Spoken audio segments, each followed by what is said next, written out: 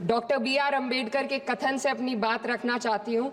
उन्होंने कहा था, मुझे अपने भारतवर्ष पर फक्र है कि जिसके पास ऐसा संविधान है जो लोकतंत्र, समाजवाद और सेक्युलरिज्म को संजोता है। लेकिन आज ऐसा लगता है जैसे संविधान की किताब तो है, पर इसे चलाने वालों का ईमान गुम हो गया है। आज हिंदुस्तान में हर वर्ग को किसी न किसी चुनौती का सामना करना पड़ रहा है, मगर अल्पसंख्यक, खासतौर पर मुसलमानों पर जो कहर टूटा है वो किसी से छुपा नहीं है। ये लोग सिर्फ अपने मजहबी पहचान की वजह से निशाने पर हैं।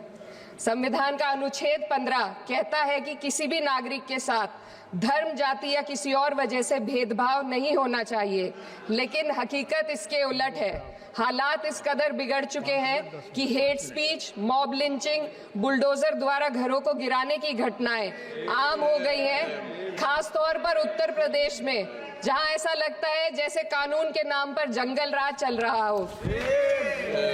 संभल में जो हुआ वो सबके सामने है। पुलिस के संरक्षण में निर्दोष लोगों की हत्या की गई और सरकार ने चुप्पी साध ली। अल्पसंख्यकों पर हिंसा बढ़ती जा रही है, मगर सत्ता में बैठे लोग या तो आंखें मूंदे हुए हैं या फिर इन घटनाओं को बढ़ावा दे रहे हैं। हद तो तब हो जाती है जब न्यायपालिका की बात भी अनसुनी कर दी जाती है। सुप्रीम कोर्ट ने मॉब लिंचिंग पर 11 सूत्रीय निर्देश जारी किए थे। इसमें साफ कहा गया था कि राज्य सरकारें और पुलिस इस तरह की घटनाओं को रोकने और दोषियों पर सख्त कार्रवाई करने के लिए जिम्मेदार है, लेकिन आज भी इन निर्देशों पर अमल नहीं हो रहा है। हाल ये है कि मॉब लिंचिंग को रोकने की बजाय सत्ता में बैठे लोग आग में घी डालने का काम कर रहे हैं। उनकी जुबान से ऐसी बातें निकलती हैं जो नफरत को और बढ़ावा देती है। ये अशांति अब इतनी गहराई तक फैल चुकी है कि हमारे समाज के धर्मनिरपेक्ष चरित्र पर गंभीर सवाल उठ रहे हैं। साल की शुरुआत में ही कई राज्यों में दुकानदारों को अपने नाम बोर्ड पर लगाने के लिए मजबूर किया गया। इसे सेहत और सुरक्षा के कानूनों का हिस्सा बताया गया, मगर असल मंशा कुछ और थी। ये कदम खास तौर पर मुसलमान दुकानदारों को निशाना बनाकर उठाया गया ताकि उनकी रोजी रोटी पर चोट की जाए। पिछले हफ्ते मुरादाबाद में एक मुस्लिम डॉक्टर को हिंदू बहुल्य मोहल्ले में घर खरीदने पर विरोध झेलना पड़ा। वजह बताई गई कि इससे मोहल्ले की सामाजिक शांति बिगड़ जाएगी। अब आप ही बताइए, क्या ये वजह सही है, जायज है? असल में ये छोटी बड़ी घटना इस बात का सबूत है कि सांप्रदायिकता को बढ़ावा देने वाले बयान और नीतियां हमारे समाज को अंदर से खोखला कर रही है। उत्तर प्रदेश में यति नरसिंहानंद ने बेहद घटिया बयान दिया, लेकिन सरकार इन बयानों पर कोई कार्रवाई नहीं कर रही। हेट स्पीच न केवल जनमानस के विचारों को प्रदूषित करती है, बल्कि इससे अब संवैधानिक पदों पर बैठे लोगों को भी प्रभावित कर दिया है।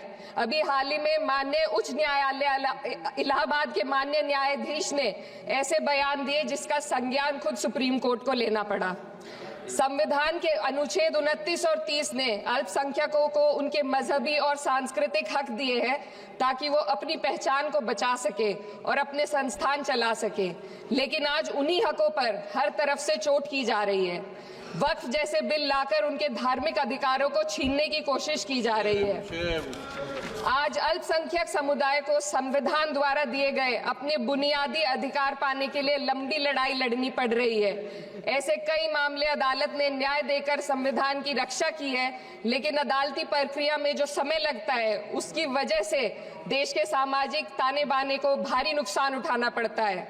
मिसाल के तौर पर इलाहाबाद हाई कोर्ट ने 2004 के मदरसा एक्ट को रद्द कर दिया था, जिससे मदरसों के संचालन पर सवाल उठे। हालांकि सुप्रीम कोर्ट ने बाद में इस फैसले को पलट दिया और एक्ट को वैध करार दिया, लेकिन इस प्रक्रिया में जो समय लगा उसने अल्पसंख्यकों को बेचैनी और संघर्ष के दौर में डाला है। इसी कड़ी में प्लेसेस ऑफ वर्शिप एक्ट 91 भी आता है और कई अन्य अधिकार, उन्हें भी इसी तरह अदालती लड़ाइयों में उलझाया जा रहा है। ये स्थिति न केवल अल्पसंख्यकों के अधिकारों की राह में रुकावट है, बल्कि justice delayed is justice denied जैसी कहावत को सिद्ध करती है।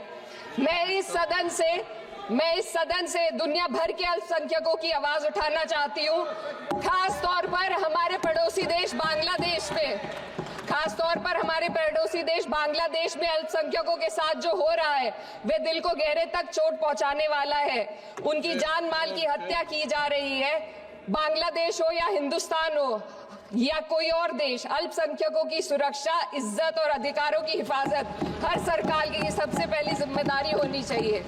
मैं इस सदन से अपने देश के अल्पसंख्यकों के साथ बांग्लादेश के पीड़ित अल्पसंख्यकों की आवाज को एक साथ उठाना चाहती हूँ। ये वक्त की पुकार है कि हम सब मिलकर ये सुनिश्चित करें कि किसी भी इंसान को उसकी पहचान या मजहब के कारण डर कर जीने पर मजबूर ना होना पड़े।